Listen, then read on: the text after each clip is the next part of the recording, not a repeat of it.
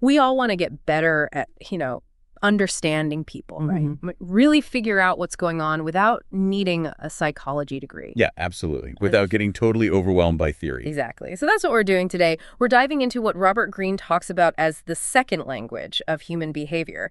It's all those nonverbal cues people are constantly sending out, things that, honestly, often say way more than their actual words. And the great thing for everyone listening is, this isn't just academic stuff. It's really practical. Tools you can use, like straight away, to handle social situations better. Right. Our mission here, really, is to pull out the key insights from Greene's work, specifically his thoughts on YouTube, the useful bits that help you become more perceptive. Okay, let's get into it then. Greene kicks things off by saying, look, we're social creatures, fundamentally. And if you're just kind of stumbling through life not picking up on the signals people are sending, well, you're at a serious disadvantage. And he really highlights the potential downsides of not getting it, doesn't he? It's quite compelling. Yeah. He talks about misjudging character, which can be critical.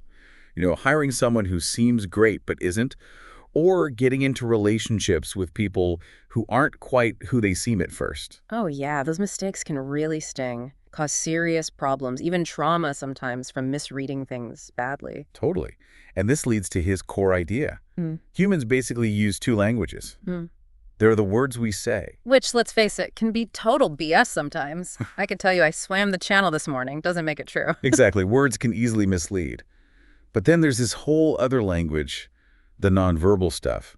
Facial expressions, gestures, tone, even how we deal with time. And that, Greene argues, is much, much harder to fake convincingly. Okay, so if we want to learn the second language, where do we start? It feels like a lot.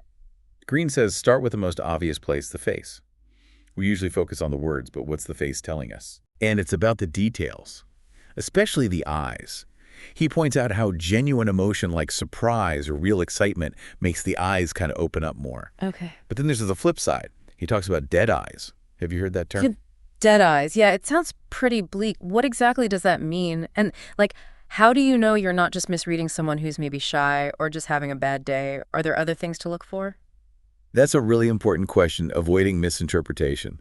So when Greene mentions dead eyes, he means a specific lack of spark or engagement in the eyes, even when the person's saying all the right empathetic things. Okay, so it's a mismatch. Exactly. It's not just about someone being less expressive overall. It's more like the emotional energy just isn't there in their gaze. You might notice a kind of stillness, none of those tiny micro expressions you usually see when someone's really connecting. Right. And you're absolutely right. You never rely on just one single cue. You got to look for patterns, inconsistencies across different things, the whole facial expression, their tone of voice, body language. It's the whole picture. Makes sense. Look at everything together. So you mentioned inconsistencies, like between the face and the words. Can you unpack that a bit more? Yeah, absolutely. Greene really stresses the difference between a real, genuine smile, the kind that lights up the whole face, makes the eyes crinkle. Shin smile, right? That's the one. Versus a fake one. Or maybe just a polite social smile, which is often just the mouth doing the work. Or maybe you notice someone's tone sounds super enthusiastic, but their face looks kind of flat or just doesn't match the energy.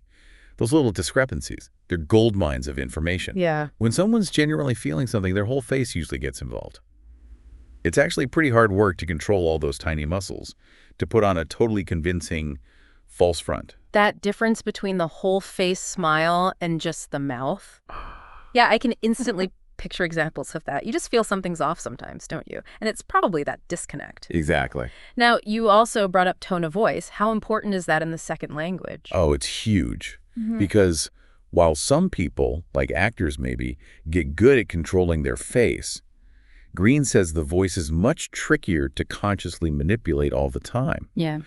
Our tone can reveal so much sincerity, deception, maybe fear hiding underneath, or genuine interest versus just politeness. So it's like the voice taps into something deeper, maybe more subconscious that we're trying to hide with our words or face. That's a great way of putting it, yeah. Think about it. Ever left a meeting where everyone said positive things? Great plan, sounds good. Yeah. But you walk away feeling uneasy, like something wasn't quite right. Definitely had that feeling. That gut feeling is probably you picking up on subtle vocal cues that didn't match the positive words.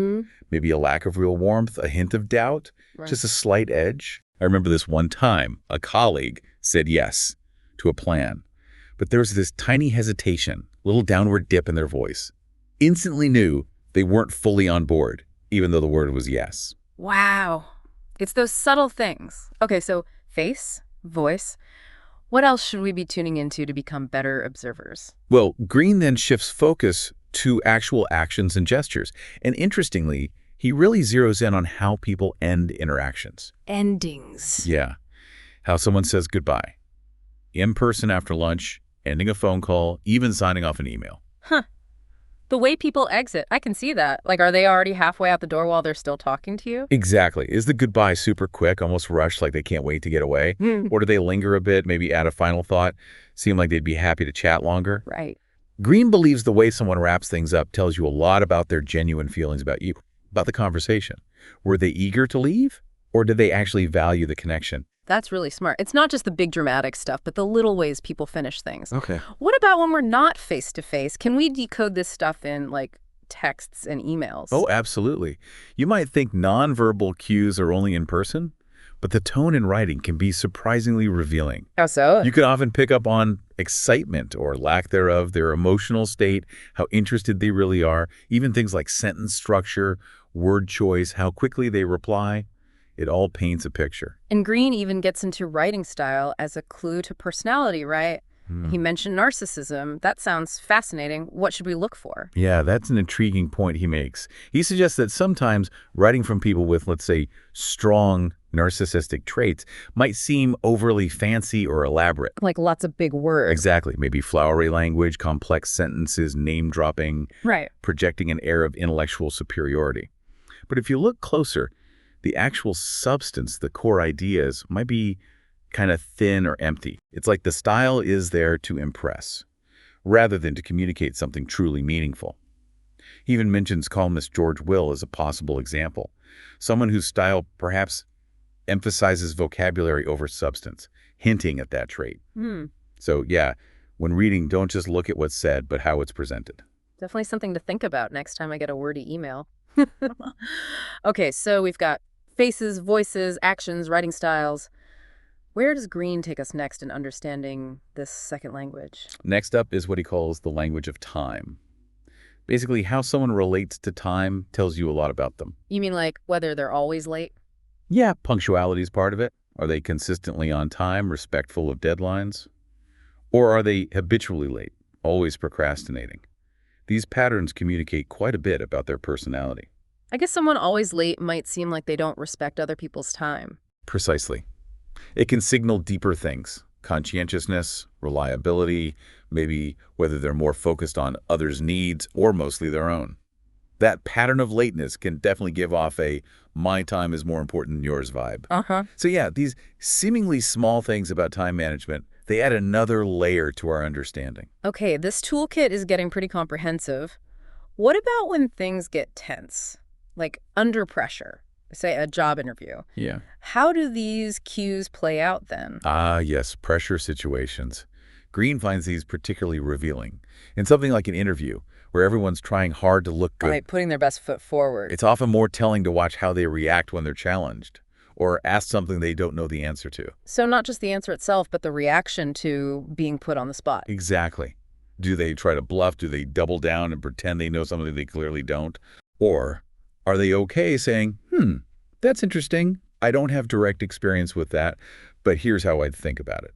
Or even just, I'm not sure, but I'd like to find out. Okay. Greene argues that second response, admitting you don't know, can actually signal intelligence, self-awareness, and an ability to learn. It suggests they're not riddled with insecurity and can handle feedback. That's a really interesting take, especially for interviewing. Kind of flips the script on wanting the perfect, polished answer every time. It really does. It pushes us to look past the surface performance and see how someone handles a bit of vulnerability or challenge. Yeah. That's often where character really shows through. So we've covered a lot of ground here. Faces, voices, gestures, time, pressure. How do we pull all these different signals together? How do we avoid just seeing fragments and actually get a whole picture of someone? Right. This is where Greene uses a really helpful analogy. He says we often tend to see people as kind of flat, like one-dimensional figures. Yeah, and we project our own ideas, our assumptions, our biases onto them. We see what we expect to see or want to see. So we're only getting a very limited slice of who they really are? Exactly. And the way to get a deeper, more accurate understanding is to consciously try to step outside our own head, try to enter their world for a moment. See it from their perspective. Yeah, try to grasp their mood. Think about what might be influencing them right now. Making that deliberate shift adds depth. It turns that flat figure into someone more rounded, more, well, three-dimensional, with their own stuff going on inside. So moving from that 1D view to a more 2D or even 3D understanding of people. Precisely. And Greene connects this directly to social intelligence. Being able to truly perceive others in this richer way, that's a massive part of navigating the social world effectively, building better relationships, and, yeah, even gaining genuine influence. Okay. So the big takeaway here seems to be, if we really pay attention to the second language, all those nonverbal signals, from tiny facial flickers to tone of voice, even how someone says goodbye, we can get way better insight into what people are really feeling and thinking, often much more than their words tell us. That sums it up perfectly. And maybe a final thought for everyone listening, just to bring it home. Think about an interaction you had recently. Anyone, colleague, friend, stranger. Okay. Now, with all this in mind, replay it a bit. What nonverbal cues might you have missed or maybe misinterpreted? What was their body language saying, their tone, even just how they ended it? Doing that kind of reflection, that ongoing observation. That's really how you hone this skill, how you get better and better at reading that incredibly powerful second language of human behavior.